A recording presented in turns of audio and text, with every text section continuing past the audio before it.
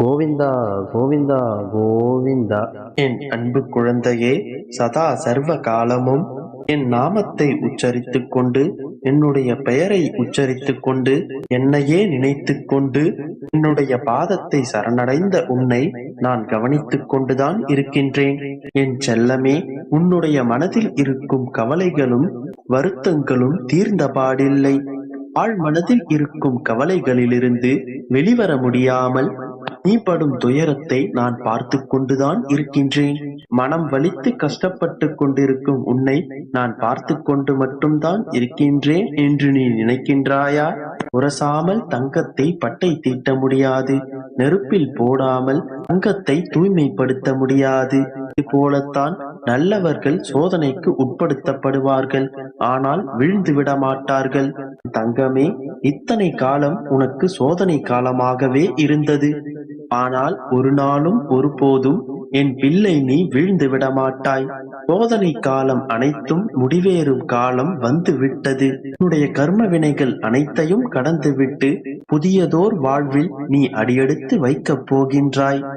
போராட்டமே வாழ்க்கையாக இருக்கும் என்னுடைய பிள்ளைக்கு போது என்னுடைய சத்திய வாக்கினை கூறுகிறேன் கேள். மாற்றங்கள் எப்போது வேண்டுமானாலும் தோன்றலாம். உன் வாழ்க்கையில் நீ நினைத்து பார்க்க முடியாத அதிசயங்கள் நடக்கத்தான் போகின்றது. ஆனந்தத்திலும் நிறைந்த நிம்மதியிலும் நீ திளைக்கத்தான் போகின்றாய்.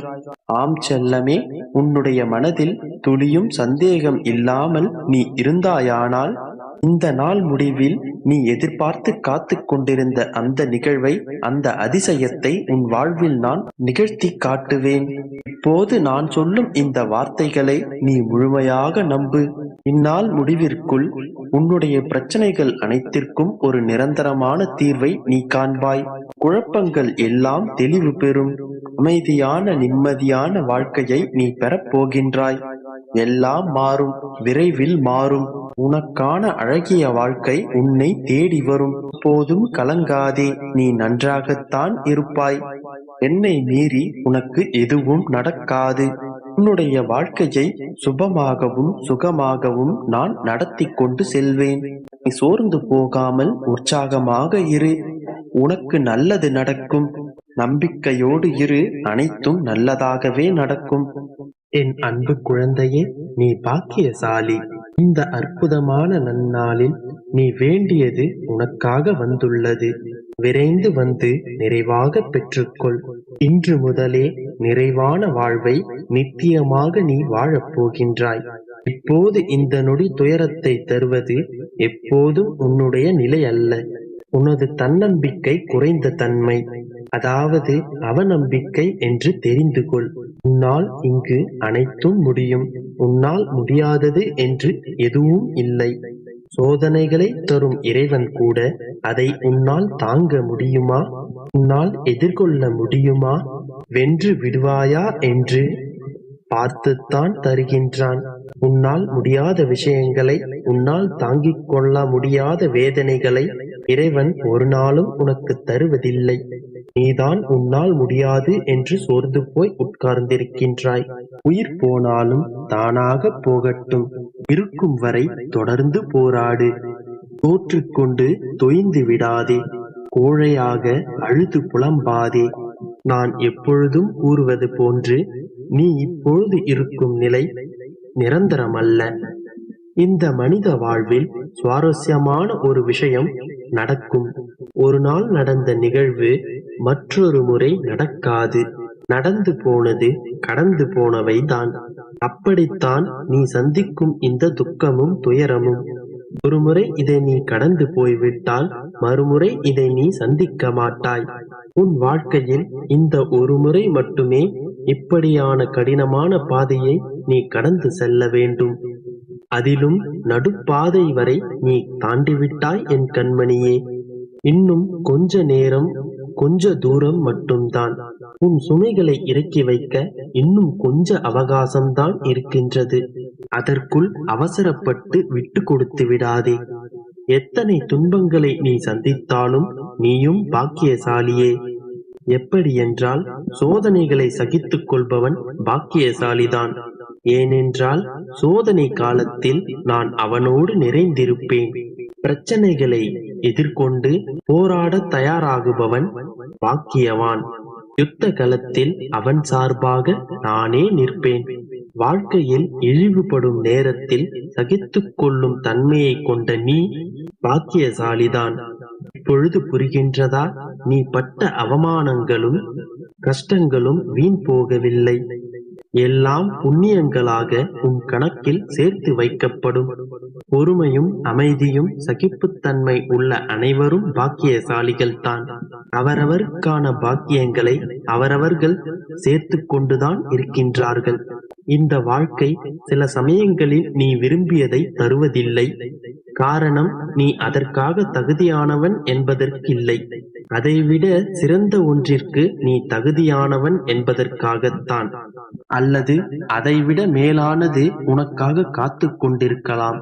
ஒருமுறை இந்த அப்பாவிடம் நீ வந்துவிட்டால் உன்னை நான் இறுக பற்றிக்கொள். என் அன்பு குழந்தையே, நீ சிந்திய கண்ணீர், நீ பட்ட துன்பங்கள், உன் வலி வேதனை இங்கு சில மனிதர்களுக்கு சிரிப்பாக இருக்கலாம். ஆனால் உன் அப்பாவிற்கு தெரியும் அது என்ன வேதனை என்று.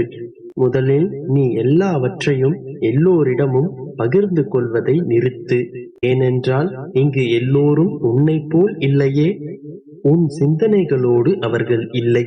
இங்கு ஒரு சிலருக்கு உன்னுடைய வேதனைகள் சந்தோஷமாக கூட இருக்கலாம். ஒரு சிலரோ உன்னுடைய சூழ்நிலையை இன்னும் சிக்கலாக கூட ஏற்படுத்தலாம். உனக்கு உன்னுடைய சிக்கல்களுக்காக ஆறுதலை சொல்வது போன்று சொல்லிவிட்டு மனதிற்குள் சந்தோஷமும் படலாம். அதற்காக யாரையும் நம்ப வேண்டாம், எல்லோரும் வஞ்சகர்கள் என்று அர்த்தமில்லை. யாரை நம்ப வேண்டும் என்று சற்று நிதானமாக யோசித்து நம்பிக்கை வை. எல்லோரிடத்திலும் எல்லாவற்றையும் பகிர்வதை நிறுத்து. அதனால் எந்த பயனும் ஏற்படாது. ஒன்றை புரிந்து கொள், அவரவர் வாழ்க்கையில் அவரவருக்கு 1000 பிரச்சனைகள் உண்டு. உன் பிரச்சனைகளை புரிந்து கொண்டு உன்னை வழிநடத்துவதற்கு யாருக்கும் நேரமும் இல்லை, விருப்பமும் இல்லை. அதிகபட்சமாக உனக்காக கண்ணீர் சிந்தவும் உனக்காக பிரார்த்தனை செய்யவும் சில மனிதர்கள் இவ்வுலகில் உண்டு. ஆனால் வெகு சிலரே உன் பிரச்சனைகளை தீர்த்து வைக்க முன் வருவார்கள். அவர்களிடம் மட்டும் உன் பிரச்சனையை பகிர்ந்து கொள். எவ்வாறு அவர்களை நான் கண்டு கொள்வேன் என்று கேட்டால், எவருடைய வார்த்தைகள் உனக்கு தீர்வு கொடுக்கின்றதோ, எவருடைய வார்த்தைகள் உனக்கு மன அமைதியை தருகின்றதோ, எவருடைய வார்த்தைகள் உனக்கு தன்னம்பிக்கை தருகின்றதோ, எவருடைய வார்த்தைகள் உனக்கு ஆறுதலாகவும் உன் ரணங்களுக்கு மருந்தாகவும் இருக்கின்றதோ, உன்னால் வெற்றி பெற முடியும் என்று யார் உன்னை நம்புகிறார்களோ அவர்களை நீ நம்பலாம்.